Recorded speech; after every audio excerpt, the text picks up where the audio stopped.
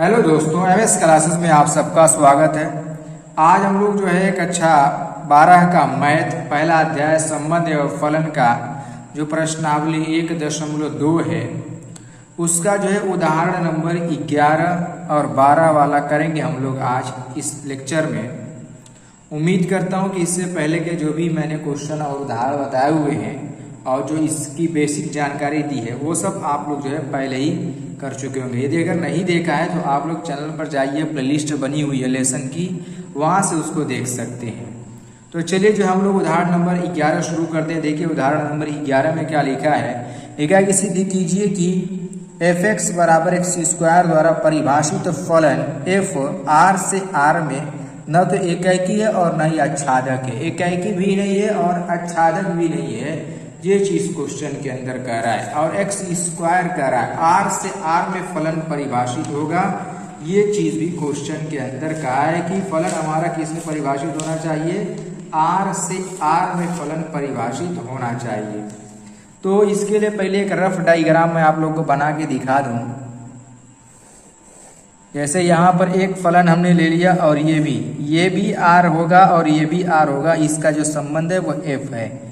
यहाँ पर देखिए वास्तविक संख्या है तो वास्तविक संख्या में हमारा माइनस भी आएगा। देखो यहाँ पर डैश -3 -2 -1 0 1 2 3 डॉट डॉट इस तरीके से 0 डॉट डॉट रहेगा, फिर -3 -2 -1 0 1 2 3 डॉट डॉट इस तरीके से ले लेंगे। यहाँ पर देखो f(x) बराबर x² लिखा हुआ है। अब देखो यदि अगर हम लोग -1 का स्क्वायर करेंगे तो हम लोग को क्या मिल जाएगा, 1 मिलेगा। 1 का स्क्वायर करते हैं तब भी 1 मिलेगा। -2 का स्क्वायर करो तो यहाँ पर 4 मिलेगा। 2 का स्क्वायर करो तब भी 4 मिलेगा हमारा। इस तरीके से हम लोग यदि ये देख रहे हैं कि इधर जब स्क्वायर, इधर में तो सभी संख्या यूज हो रही है लेकिन इसमें की सभी संख्या यूज नहीं हो पा रही है। अच्छा 0 का करेंगे तो 0 आ जाएगा, ठीक है।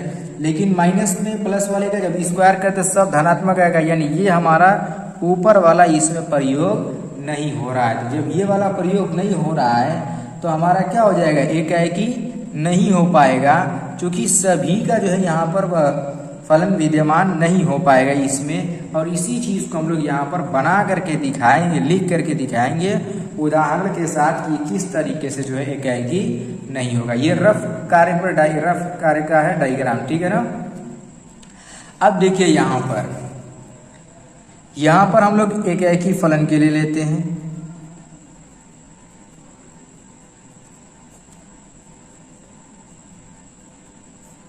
एकाएकी फलन में हम लोग क्या करेंगे, मान लेंगे, माना f(x1) बराबर f(x2), यही मान लेंगे। अब देखो यहाँ से कि x1 का स्क्वायर करेंगे तो यहाँ पर क्या हो जाएगा, हमारा x2 का स्क्वायर हो जाएगा। और इस पर से जब स्क्वायर हटाएंगे तो x1 बराबर यहाँ पर ±x2 हो जाएगा। क्योंकि जब स्क्वायर हटाया जाता है तो वो हमेशा प्लस माइनस में ही आता है। तो यहाँ पर हमारा हो जाएगा ±x2। अब जरा ये बताइए कि यहाँ पर ये बराबर नहीं आया, प्लस माइनस में आ रहा है, प्लस वाला भी हो रहा है, माइनस वाला भी लेना पड़ जा रहा है दोनों को। तो यहाँ पर इस कंडीशन में हम जानते हैं कि बराबर आना चाहिए, प्लस भी, ये भी प्लस माइनस है तो माइनस में, लेकिन यहाँ पर बराबर नहीं है। ये हमारा फलन क्या हो जाएगा, एकाएकी नहीं है। तो यहाँ लिख देंगे कि अतः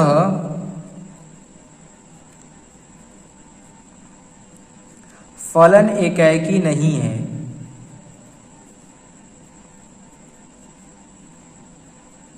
अच्छा इसका एग्जाम्पल ले लेते हैं, उदाहरण लिख करके दिखा देते हैं इसका। अब देखिए उदाहरण में हम लोग क्या ले रहे हैं कि यहाँ देखो x1 बराबर -1 और x2 बराबर 1 ले रहे हैं। तो यहाँ से हमारा हो जाएगा कि f(x1) बराबर f(-1) बराबर यहाँ पर -1 का स्क्वायर करेंगे तो 1 आ जाएगा। इसी तरीके से f(x2) है तो यहाँ पर f(1) करेंगे और इसका जब स्क्वायर करेंगे हम लोग तो ये भी हमारा क्या मिल जाएगा, 1 मिल जाएगा। ये तो हमारा बराबर आ जा रहा है। हम लोग ये देख रहे हैं कि यहाँ पर f(x1) बराबर तो हो जा रहा है f(x2) के, लेकिन यहाँ पर क्या दिखा देंगे लेकिन इसका जो मान है x1 और x2 बराबर नहीं है, ये नहीं बराबर है, तो हमारा कैसे हो जाएगा कि ये एकाएकी नहीं है। अभी हमने एक लेक्चर में और बताया था कि ये तो मान बराबर हो सकता है लेकिन ये भी बराबर होना चाहिए। अगर ये बराबर नहीं तो हमारा फलन एकाएकी नहीं हो सकता, तो ये एकाएकी नहीं है। इस तरीके से एकाएकी के लिए एग्जाम्पल के साथ जो है हम लोग हल करेंगे। अब देखिए इसका जो है दूसरा वाला पार्ट जो आच्छादक पूछा गया है उसको कैसे करेंगे।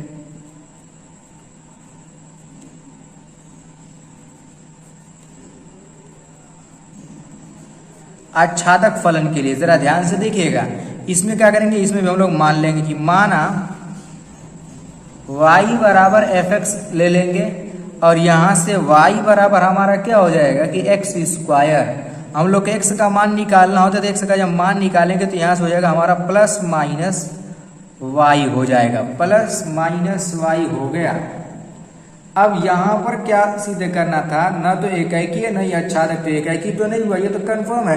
अब आच्छादक भी नहीं होगा, कैसे, देखिए यहाँ पर इसी में चीज में देखिए यहाँ पर इसका सभी का पूर्व प्रतिबिंब नहीं दिख रहा है, नीचे से दिख रहा है लेकिन ऊपर का पूर्व प्रतिबिंब नहीं दिख रहा है, ये भी रीजन हो सकता है। तो यहाँ पर हम लोग क्या दिखा देंगे, सहप्रांत के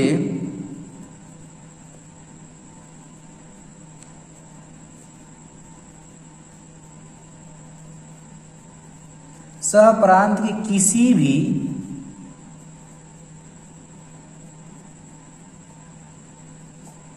ऋणात्मक वास्तविक संख्या का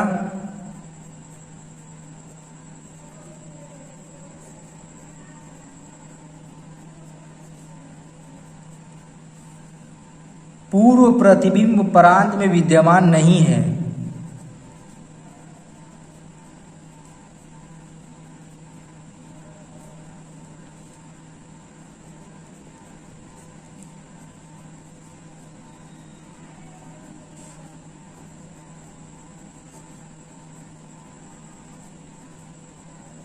इस तरीके से दिखा देंगे, जब ये पूर्व प्रतिबिंब इसका विद्यमान है तो हमारा क्या हो जाएगा, अतः फलन आच्छादक नहीं है। यहाँ लिख देंगे कि अतः फलन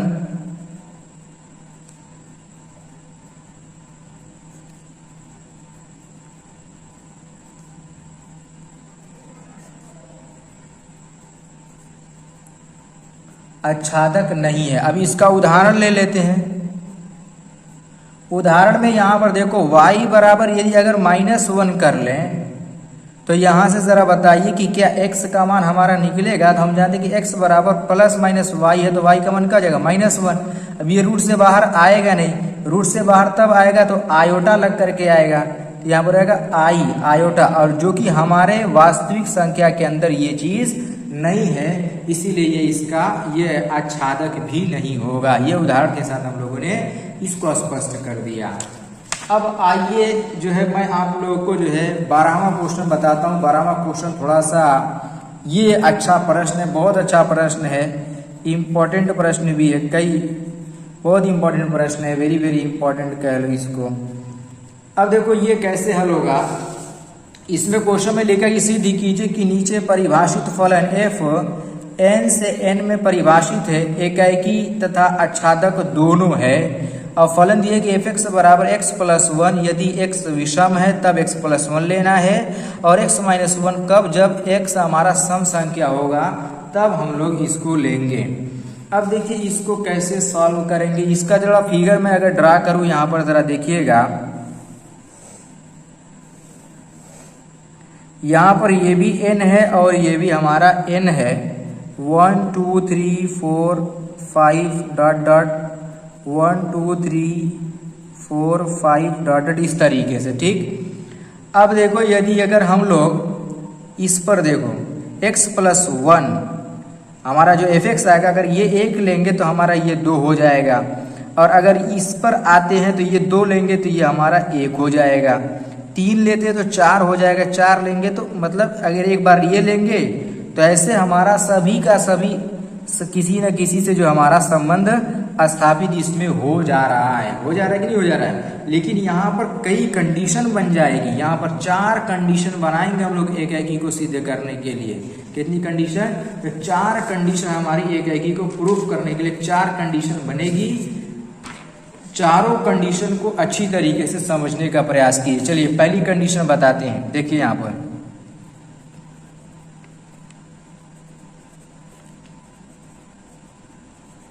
एक है कि फलन में केस फर्स्ट, ठीक है ना।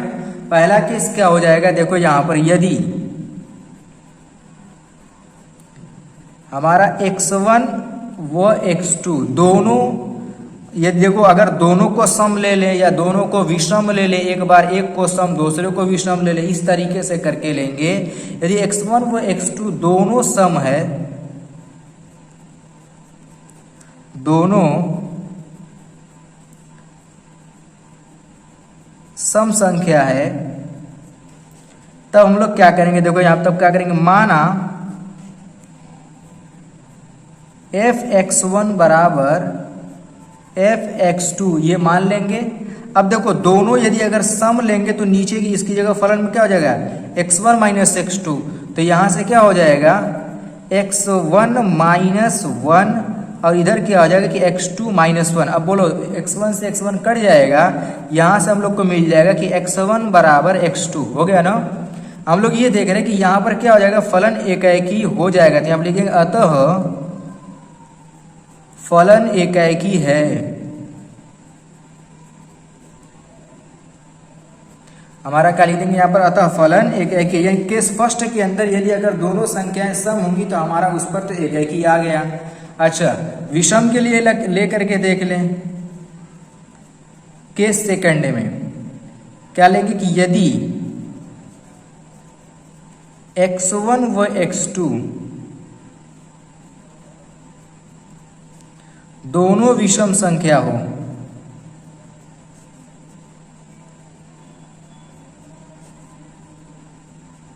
अगर दोनों विषम संख्या हो जाएगी तो क्या कर लेंगे कि माना यहां पर भी फिर वही काम कि f(x1) बराबर f(x2), अगर विषम होगा तो इसमें फलन हमारा क्या हो जाएगा x प्लस 1 वाला। तो यहां पर हमारा क्या हो जाएगा x1 प्लस 1 बराबर x2 प्लस 1।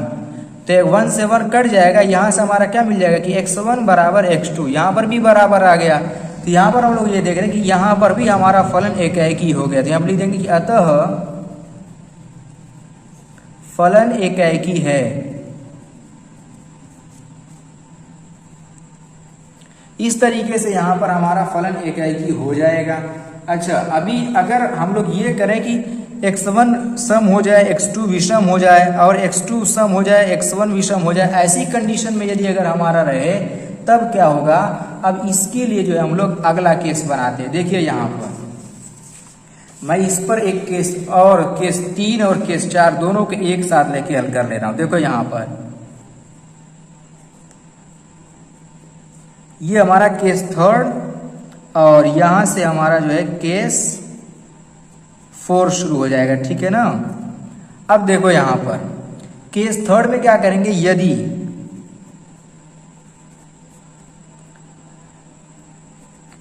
x1 सम हो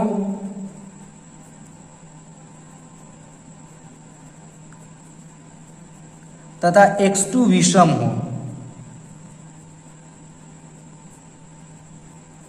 ऐसी कंडीशन में, और इसी तरीके से इसमें हम लोग क्या लिखेंगे, यदि x1 विषम हो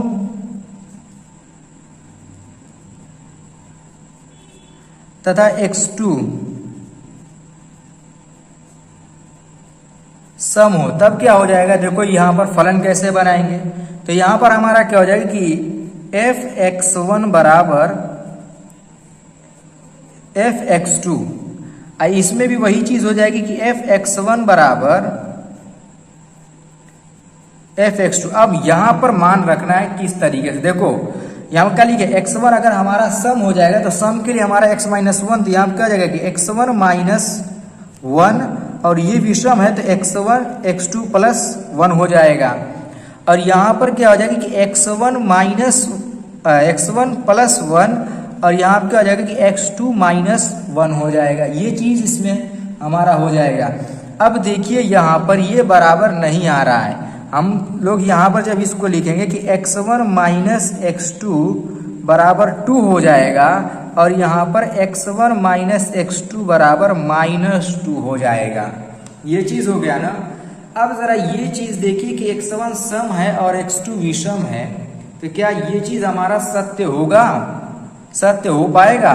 बिल्कुल सत्य नहीं होगा। कैसे? अब जरा ये बताइए कि ये सम संख्या और विषम संख्या है और ये सम संख्या और ये विषम संख्या है, तो क्या सम संख्याओं को विषम संख्या से घटाने पर कभी सम संख्या आ सकता है? कभी नहीं आएगा। यहाँ पर भी वही आ रहा है, सम संख्या ये भले ही ऋणात्मक है लेकिन ये भी सम संख्या आ रहा है, जो कि असंभव है। कभी भी सम और विषम संख्याओं का अंतर सम संख्या कभी भी नहीं आएगा, ये याद रखिएगा। तो यहाँ पर ये हमारा क्या हो गया? असंभव है। तो यहाँ पर लिख देंगे यह संभव नहीं है।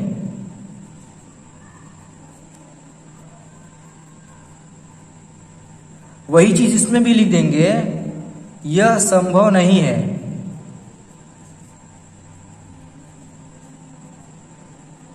दोनों में, क्योंकि नहीं तो यहाँ पर भी दो ही सम संख्या है, ये भी सम संख्या है और माइनस करने पर सम संख्या आ जाए ऐसा पॉसिबल नहीं है। तो यहाँ क्या लिख सकते हैं कि अतः हमारी पूर्व कल्पना गलत, यानी जो माने हैं ये क्या है? गलत है। लिख देंगे कि अतः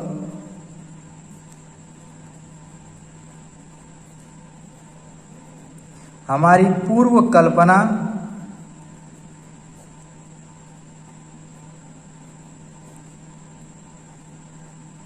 गलत है। इसमें भी इसी चीज को लिख देंगे कि अतः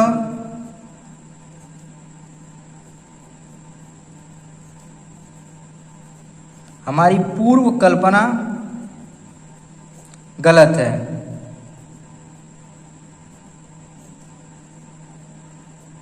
ठीक है ना। अब देखिए गलत है तो हमारा देखो यहां पर हमारा क्या होगा कि f(x1) ये बराबर नहीं हो पाया यहां पर f(x2) के।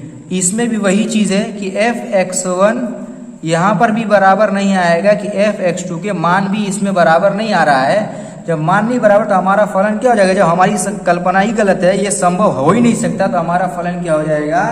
एकाएकी फलन ही रहेगा। ये याद रखिएगा, फलन हमारा कैसा रहेगा? एकाएकी रहेगा। तो यहाँ लिख देंगे कि अतः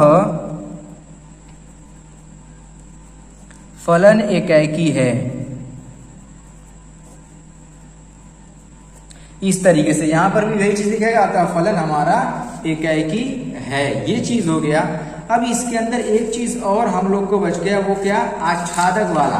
अब देखिए आच्छादक फलन को कैसे लिखेंगे हम लोग, उसको देख लीजिए यहां पर तुरंत। आच्छादक में कुछ करना नहीं, आच्छादक तो इसका बहुत छोटा है, एकाएकी वाला ही बड़ा था हमारा। अब देखिए आच्छादक फलन के लिए यहां पर हम लोग क्या करेंगे?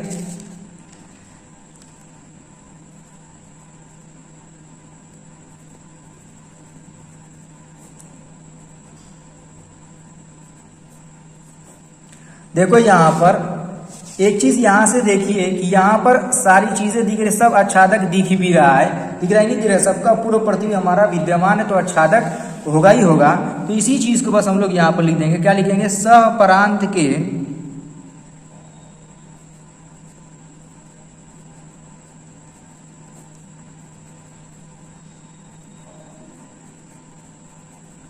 सहप्रांत की प्रत्येक अवयव के लिए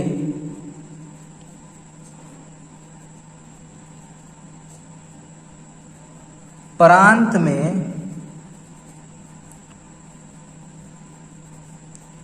पूर्व प्रतिबिंब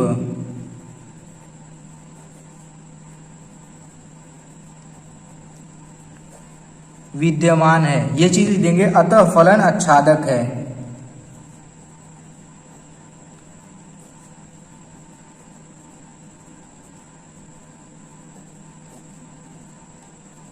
इस तरीके से बस कर देंगे और हमारा हो जाएगा, आंसर आ गया बस।